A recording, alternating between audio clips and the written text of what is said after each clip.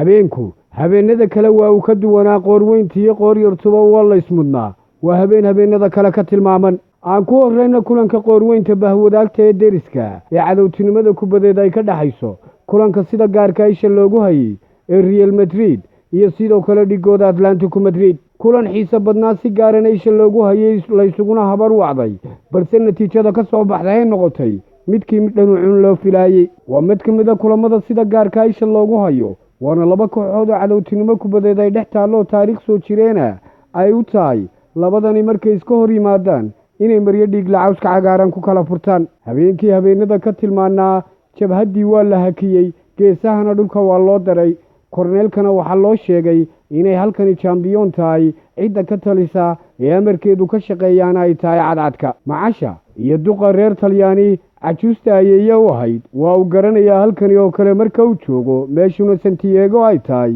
waxa uu garoonka u soo galay waxa uu guranayo iyo waxa uu gudoba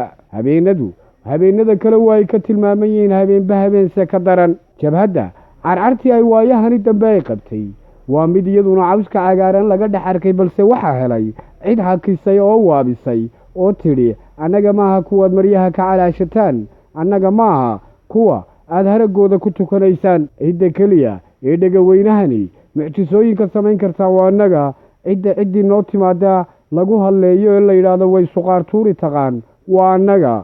cadcad haddaanu nahay rodrigo leh idinku fasaxnay diyaas leh isna ka dabageynay habeenku waa habeen isoran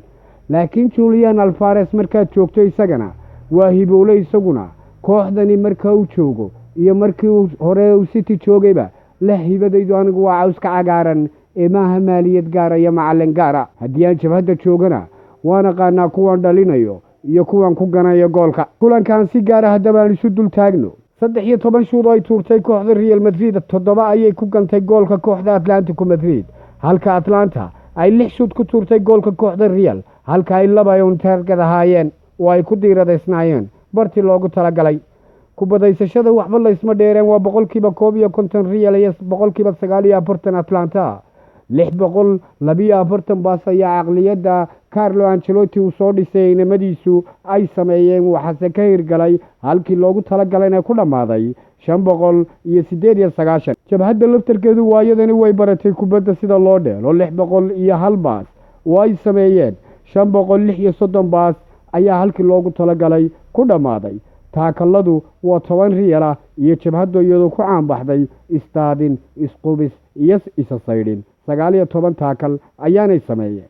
faawaladu waa 10 iyo 13 koornayaashu waa 6 kooxda Real ah iyo 3 kooxda jabhadda habeenada kale ka tilmaaman kulankii sida gaarkaana wili hadda Mindo Metropolitano ayaana ballanta go'aaminta kulankani cidda sida saxda tigirka u goosan doontaan ay tahay Derby Madrid 3 gool oo aan caadi ahayn ayaa la iska dhaliyay kulanka Real ayayna ugu dambeyn guushu raacday balse weli kulankani waa mid furan ayaa la oran karaa sababtoo maxaa yeelay waa 2-1 natiijadu jabhadduna inay wax kasta samayso ka filo balse meeshana boqoradii ayaa joogta si gaara Julian Alvarez iyo Mbappe Alvarez 26 kulan oo ciyaaray oo ku soo bilowday 10 gool ayuu dhaliyay halka uu 2 caawiye ka noqday konton shoot waa u tuuray shot creating action ka uu sameeyay waa 760 halka Mbappe 22 kulan 17 gool 3 caawina 100 shoot iyo shot creating action ka oo isaguna 94 haye miciyahoodu waa kuwa isa saaran inta aan kaga tago kooxda Real Madrid ee qoorweynta dhagaweynaha iyo jabhadda canaasiirta ee korneelku arkaco waa Simodiye kulankooda aan intaa ku dhaafno kulankii xiisaha badnaa ee dhex maray kooxaha Arsenal iyo PSV Eindhoven Arsenal waxeedu waa ka daray 7 ayay dhiibtay hal waaxid oo calankaana way u ogolaatay inamadii Hollandiis oo caradoodii ciidoodii caradii caana boode ku sugan kulanka intii aanu bilaaban Arsenal waxay ahayd ilaa haddana way tahay kooxda ugu guuldarrada badan Champions League wareegiisa 16 marka uu kulankani dhamaaday kadib Arsenal waxay noqotay kooxda kaliya ee kulan knock-out oo banaanka 7 gool ku soo dhalisay abid taariikh record ayay xidhatay haddii halka mid madoob iyo taariikh madoobi ii diiwaan gashnayd tan kale iigu bedela ayaa ay tiri Arsenal habeenku habeenada waa uga duwanaa kulankuna waxa uu ahaa mid xiiso badan. Artetana dhoolla cadayntu ay xalaal u ahayd. Xidiga Timber ayaa dhaliyay goolka furitaanka daqiiqadii 18aad ka hor intaanu xidiga Neweri raacin goolka labaad daqiiqadii 21aad kana dhigin ciyaarta 2-0. xidiga Michael Merino ayaa isaguna sidoo kale dhaliyay goolka saddexaad daqiiqadii 31aad ciyaarta oo gelin hore bay nagu kala wadaayay yiraahdeen. Kooxda PSV ayaana daqiiqadii ugu dambeeyay dhalisay gool waxaana uu dhaliyay xidiga Lang kaasoo gool u bedelay rikoodho loo dhigay kooxdiisa. Qaybta dambe si Arsenal wax arxana iyo naxariis umay gelin PSV iyagoo dhaliyay goolal kale oo iyagana ay boodhka ku sii qaseen kooxdaasi. Kabtanka kooxda ee Odegaard ayaa daqiiqadii 46aad yidhi walaayadda aniga ayaa qaadanaya goolka afraad ka hor intaanu Trossard dhalin goolka shanaad kooxdiisa daqiiqadii 48aad. kabtanka Arsenal Odegaard ayaa daqiiqadii 87aad dhaliyay goolka lixaad isagoo ciyaarta ka dhigay 6-1. Calabori ayaana dhaliyay goolka toddobaad ee sabcada soo xidhay kooxdiisa isagoo ciyaarta ka dhigay 7-1. waxaanay ka dhigan tahay inay tahay kooxda Arsenal tahay kooxda inta badan loo badinayo inay tahay kooxda keliya ilaa hadda wareegga 16 lug la sii gashay wareegga 8.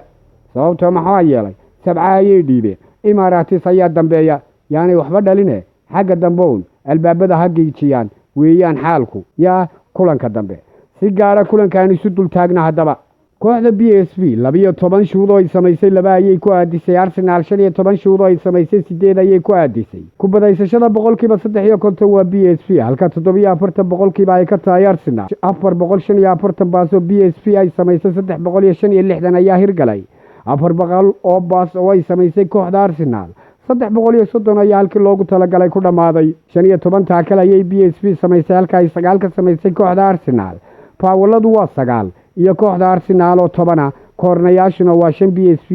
iyo 3 kooxda Arsenal.